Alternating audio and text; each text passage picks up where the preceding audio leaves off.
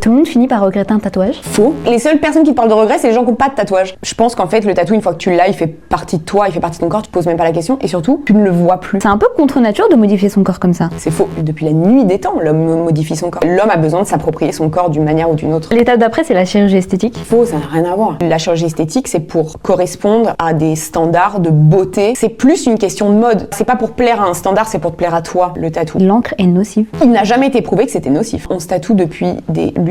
Personne n'en est jamais mort. Il n'a jamais été prouvé qu'un cancer était lié à un tatouage. Comparativement au soleil, à ce qu'on nous fait manger, à ce qu'on fume, à ce qu'on boit, je pense que c'est le cadet des soucis de l'Organisation mondiale de la santé. Quand on en fait un, on en veut 12. Non, bien sûr, c'est vrai. C'est extrêmement addictif. En fait, t'es accro déjà à l'adrénaline de ce que te provoque le moment. D'autre part, t'es aussi accro physiologiquement dans le sens où quand tu te fais tatouer, t'as une décharge d'endorphine. Tatouer le nom de son mec ou de sa meuf, c'est vraiment la pire chose à faire.